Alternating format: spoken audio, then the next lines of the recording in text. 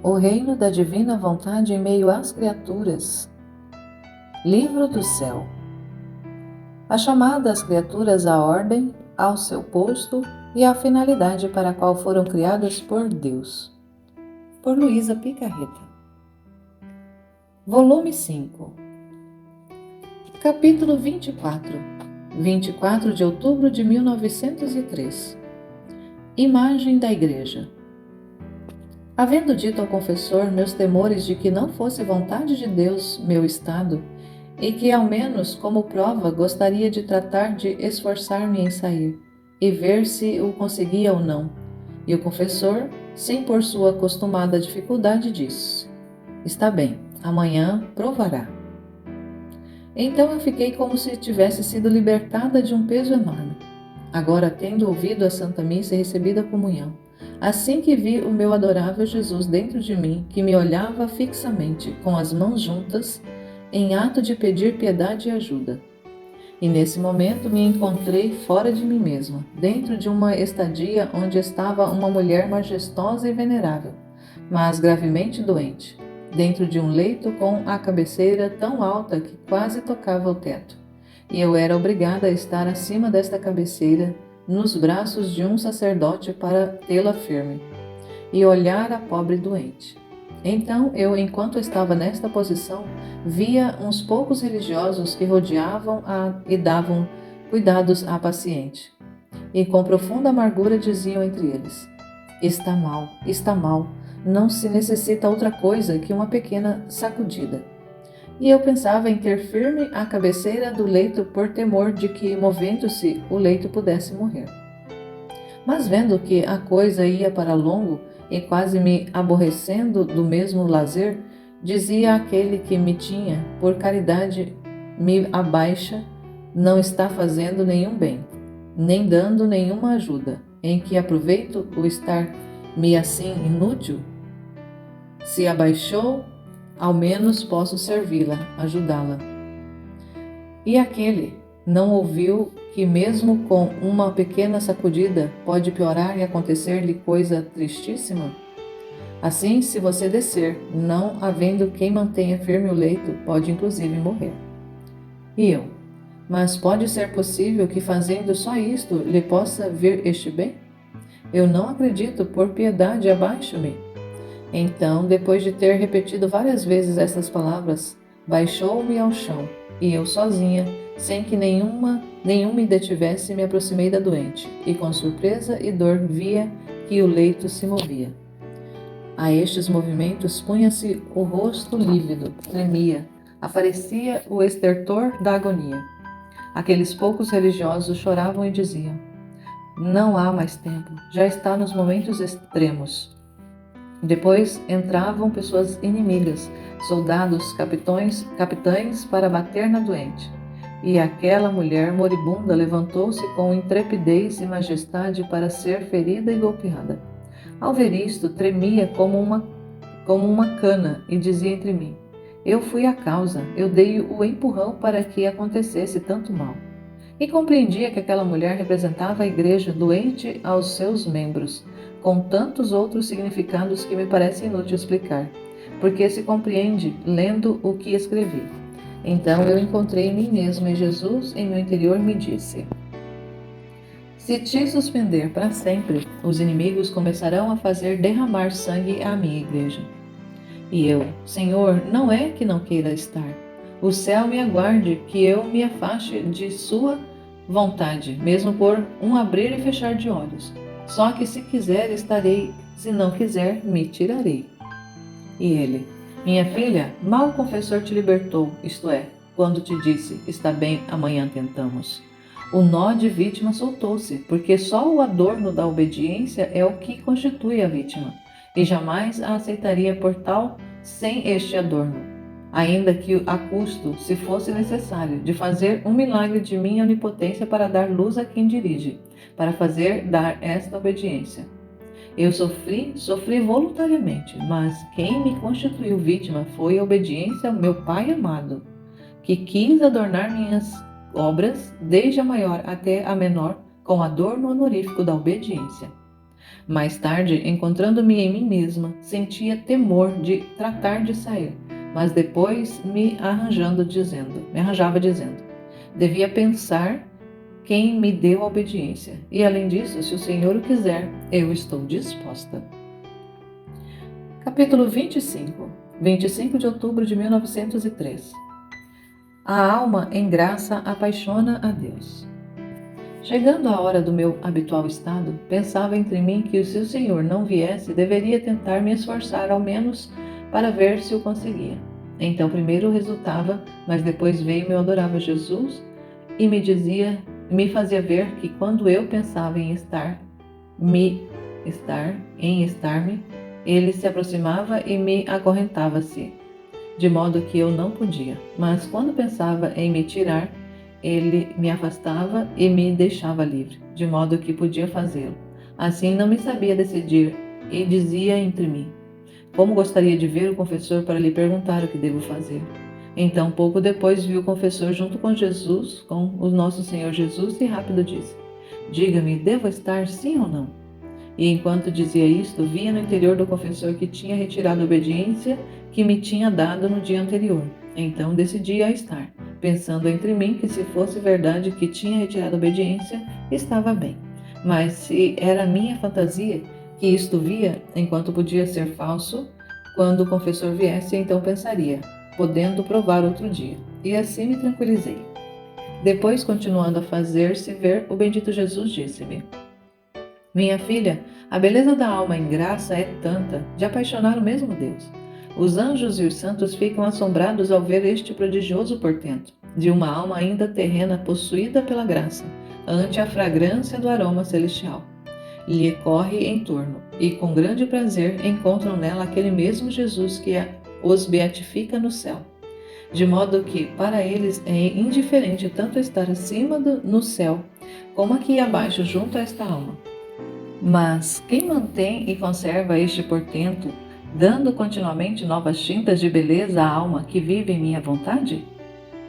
Quem remove qualquer ferrugem e imperfeição e lhe fornece o conhecimento do objeto que possui? Minha vontade.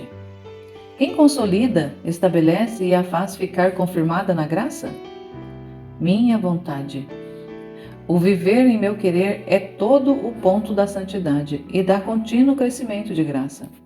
Mas quem um dia faz a minha vontade e quem faz a sua, jamais ficará confirmado na graça. Não faz outra coisa que crescer e decrescer, e isto quando o mal acarreta a alma. Quanto mal acarreta a alma, de quanta alegria priva a Deus e a si mesma. É a imagem de quem hoje é rica e amanhã pobre. Não ficará confirmada nem na riqueza nem na pobreza. Portanto, não se pode saber onde irá terminar. Dito isso, ele desapareceu, e pouco depois veio o confessor, e tendo dito o que escrevi, assegurou-me que verdadeiramente tinha retirado a obediência que me tinha dado. Para obedecer ao confessor, volto a dizer os outros significados que compreendi no dia 24 do corrente. A mulher representava a igreja que, estando doente, não em si mesma, mas em seus membros, e embora abatida e ultrajada pelos inimigos, e doente em seus próprios membros, jamais perde sua majestade e veneração. Da cama onde se encontrava, compreendia que a igreja, quando parece oprimida, enferma e impedida, também repousa com um repouso perpétuo e eterno, e com paz e segurança no seio paterno de Deus, como um menino no seio de sua própria mãe. O respaldo do leito que tocava o teto compreendia que era a proteção divina que assiste sempre a igreja e que tudo o que ela contém, tudo veio do céu. Sacramentos, doutrina e tudo mais, tudo é celestial, santo e puro, de modo que entre o céu e a igreja há contínua comunicação, jamais interrompida. Os poucos religiosos que prestavam cuidados, assistência à mulher, compreendia que poucos são aqueles que a capa e escapa defendem a igreja tanto como próprios os males que recebe. A câmara onde estava, composta de pedras, representava a solidez e firmeza, e também a dureza da igreja para não ceder a qualquer direito que lhe pertence. A mulher moribunda, que com intrepidez e coragem se fez golpear pelos inimigos, representava a igreja que, enquanto parece que morre, então ressurge mais intrépida, mas como? Com os sofrimentos e o derramamento de sangue. Verdadeiro espírito da igreja, sempre pronta às mortificações, como o esteve Jesus Cristo. Capítulo 26, 27 de outubro de 1903. O modo de agir divino é pelo só amor ao Pai e dos homens. Encontrando-me em meu estado habitual, por pouco tempo vi meu adorável Jesus dizendo-me: minha filha, aceitar as mortificações e sofrimentos como penitência e como castigo é louvável, é bom, mas não tem nenhum nexo com o modo de agir divino. Porque eu fiz muito, sofri muito, mas o modo que tive em tudo isto foi só o amor do Pai e dos homens. Assim descobre-se rapidamente se a criatura tem um modo de agir e de sofrer no divino, se só o amor e o sofrer a empurra. Se tem outros modos, embora fossem bons, é porque é sempre modo de criatura. Por isso, se encontrará o mérito que pode adquirir uma criatura, não o mérito que pode adquirir o Criador, não havendo união de modos. Enquanto que se tem meu modo, o fogo do amor destruirá toda disparidade e desigualdade e formará uma só coisa entre minha obra e a da criatura. Capítulo 27, 29 de outubro de 1903. Quando a alma tem em si mesma impresso o fim da criação, Jesus lhe corresponde dando-lhe parte da felicidade celestial. Esta manhã, meu adorável Jesus se fazia ver em meu interior como se tivesse encarnado em minha mesma pessoa, e olhando para mim disse: minha filha, quando vejo na alma impressa o caráter do fim de minha criação, sentindo-me satisfeito dela, porque vejo cumprido muito bem a obra criada por mim, sinto-me em dever, isto é, não dever, acrescentou rapidamente, porque em mim não há deveres, mas o meu dever é um amor mais intenso de corresponder-lhe, antecipando para ela parte da felicidade celestial, isto é, manifestando a sua inteligência o conhecimento de minha divindade e atraindo-a com o alimento das verdades eternas, à sua vista recreando-a com minha beleza, a seu ouvido fazendo ressoar a suavidade de minha voz, à boca com meus beijos, ao coração os abraços e todas as minhas ternuras. E isto corresponde ao fim de havê-la criado, isto é, conhecer-me, amar-me e servir-me. E desapareceu. Então eu, encontrando-me fora de mim mesma, via o confessor e lhe dizia o que o bendito Jesus me disse. Perguntava-lhe se o estado certo, e me dizia sim. Não só isto, mas acrescentava que se conhecia bem o falar divino, porque quando Deus fala e a alma o relata, quem escuta não só vê a verdade das palavras, senão que sente em seu interior uma emoção que só o Espírito Divino possui. Capítulo 28, 30 de outubro de 1903. Ensinamentos sobre a paz. Esta manhã, não vindo meu adorável Jesus, estava pensando em meu interior.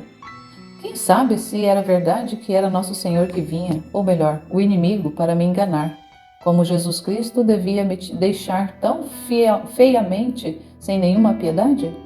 Agora, enquanto eu pensava nisso, por alguns instantes ele fez ver, levantando sua destra, e apertando minha boca com o polegar, ele me disse: cale-se, cale-se. E além disso, seria engraçado que um que viu o sol, só porque ele não vê, diz que não era sol o que tinha visto? Não seria mais verdadeiro e razoável se dissesse que o sol se escondeu? E desapareceu. Mas embora não o visse, sentia que a sua mão ia me tocando toda e esfregando a boca, em mente e demais coisas, e me deixava toda luminosa, e como não o via, a mente seguia duvidando. E ele, fazendo-se ver de novo, acrescentou: ainda não quer terminar com isto? Que queres fazer? Desaparecer a minha obra em ti? porque duvidando não está em paz, e sendo eu fonte de paz, não te vendo em paz, farás duvidar a quem te guia, que não é o Rei da paz que habita em ti. Ah, não queres estar atenta? É verdade que eu faço tudo na alma, de modo que sem mim não faria nada. Mas é também verdade que deixo sempre um fio de vontade à alma, para que também ela possa dizer: tudo faço por minha própria vontade. Então, estando inquieta, quebras aquele fio de união comigo e me amarras aos braços sem que eu possa operar em ti, esperando até que te ponhas em paz para voltar a tomar o fio de tua vontade e continuar minha obra. Deo gratias, graças a Deus.